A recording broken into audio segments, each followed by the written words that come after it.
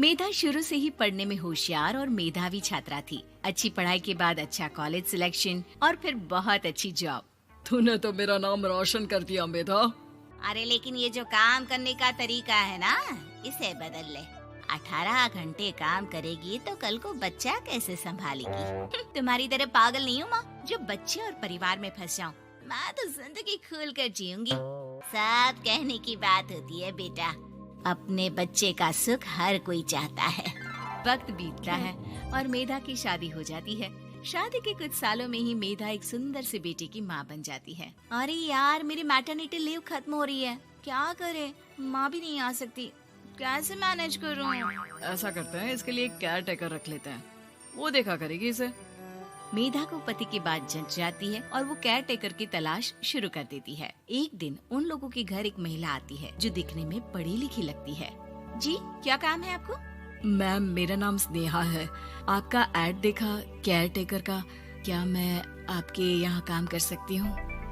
हाँ, क्यों नहीं, लेकिन आप तो अच्छे घर की लगती हैं, फिर नौकरी क्यों? दरअसल मेरे ससुराल वालों ने मुझे घर से निकाल दिया क्योंकि मैं माँ नहीं बन सकती और माता पिता भी नहीं है इस दुनिया में। तो अरे अरे, कोई बात नहीं, तुम लक्ष्य को ही अपना बच्चा समझो और यहीं रहना, और किसी भी चीज की जरूरत हो ना तो बता देना। नेहा खुशी खुशी लक्ष्य को संभालने लगती है। रात को जब मेधा घर पर आती है, अरे क्या बात है स्नेहा, तुमने खाना नहीं खाया क्या? अरे दीदी, आपका बेटा टाइम दे तब ना। अरे तो जब वो सोता है तब खा लिया करो। तब तो मैं इसके पास ही बैठी रहती हूँ।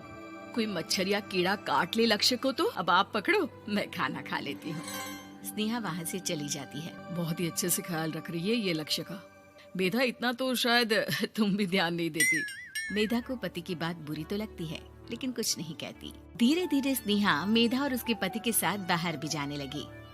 सुनो, स्नेहा को भी बाजार ले चलते हैं, वो क्या है ना, लक्ष्य को देख लेगी जब तक मैं शॉपिंग कर लूंगी। हाँ हाँ चलो, वैसे मैं चाह रहा था कि लक्ष्य को लेकर हम दोनों ही चलते।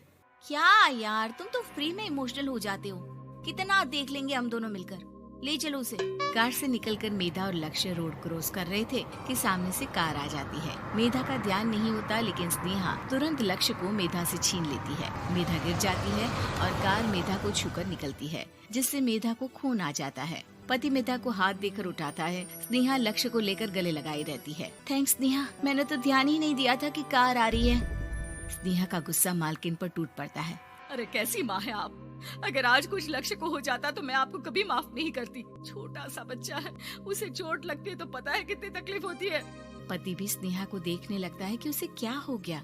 मेधा को स्नेहा पर काफी गुस्सा आ जाता है। घर आकर कहती है, देखो स्नेहा, माना तुम लक्ष्य को बहुत प्यार करती हो, लेकिन वो मेरा बेटा है, मैं कभी जानबूझकर उसके साथ बुरा नहीं कर सकती, समझी?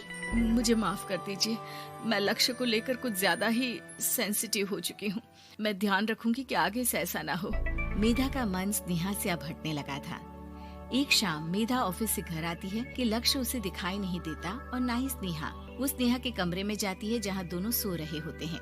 अरे स्नेहा, लक्ष्य को आज इस कमरे में क्यों सुला दिया? दीदी, मुझे नींद आ रही थी, ऐसे में उसे कमरे में अकेले लिटाना मुझे ठीक नहीं लगा। मेधा बच्चा उठाने लगती है कि स्नेहा टोक देती है। रहने दीजिए ना दीदी, सो रहा है, फालतू में नींद खराब हो जाएगी। मेधा को गुस्सा आ जाता है और वो बच्चा उठाकर वहाँ से चली जाती है। अगले दिन मेधा स्नेहा को बुलाती है, साथ में एक और लड़की खड़ी होती है। स्नेहा, अब तुम अपना कुछ और देख लो, हम लोगों को नई केयर टेकर मिल गई है, तुम इस हफ्ते घर छोड़ देना। स्नेहा का मन लक्ष्य को छोड़ने का नहीं करता, लेकिन नौकरी तो नौकरी होती है ना। स्नेहा घर से चली जाती है। धीरे धीरे महीने और साल बीतते जाते हैं और लक्ष्य एक नौजवान लड़का हो जाता है। लक्ष्य, आज मुझे मंदिर जाना है, ले चलोगे? ठीक है माँ, एक काम करके अभी वापस आता हूँ, तब तक आप और पापा दोनों तैयार हो जाइए। दोनों तैयार होकर बैठ जाते हैं, लेकिन लक्ष्य काफी देर तक नहीं आता। अरे मेधा, फोन तो करो लक्ष्य को, देखो क्या हो गया उसे। मेधा फोन करती है तो पता चलता है कि लक्ष्य का एक्सीडेंट हो गया है और वो सिटी अस्पताल में है। जल्दी चलिए, पता नहीं कैसा होगा मेरा बेटा। अरे चिंता ना करो, सब ठीक होगा, मैं अभी कार निकालता हूँ।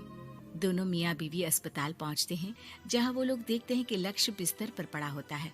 एक महिला इन्हें यहाँ लेकर आई है, वो वहाँ बैठी है, लेकिन फिलहाल तो आप लोगों को इनके लिए किडनी का प्रबंध करना होगा। एक्सीडेंट में इसकी किडनी डैमेज हो गई है। मेरी ले लीजिए डॉक्टर साहब, मेरे बेटे को बचा लीजिए। नहीं नहीं, आप माँ हैं, आपकी नहीं ले सकते, पिता की भी नहीं। आप किसी रिलेटिव या दोस्त से पता कर लें और हाँ थोड़ा जल्दी करें क्योंकि देर होने से मामला बिगड़ सकता है। मेधा बैठकर रोने लगती है कि वहाँ डॉक्टर आ जाते हैं। जिस औरत ने आपके बेटे को यहाँ भर्ती कराया था वो अपनी किडनी आपके बेटे को देना चाहती है। हाँ? कौन है वो? कहाँ है वो? तभी वहाँ स्नेहा आ जाती है। स्नेहा तुम? मैं लक्ष्य को पहचान नहीं पाई थी, लेकिन आप लोगों को देखकर समझ गई कि ये लक्ष्य है, इसलिए वापस आ गई। मैं अपनी किडनी आपके बेटे को देना चाहती हूँ। मेरी अपनी तो कोई औलाद नहीं, लेकिन लक्ष्य में मैंने हमेशा अपना बच्चा देखा। तुम धन्य हो स्नेहा, जो इतने साल में भी लक्ष्य को भूल नहीं पाई। सही मामले में तो वो तुम्हारा ही बच्चा होगा, क्योंकि जन्म भले ही मैंने दिया हो, लेकिन आज तुम उसकी जिंदगी बचा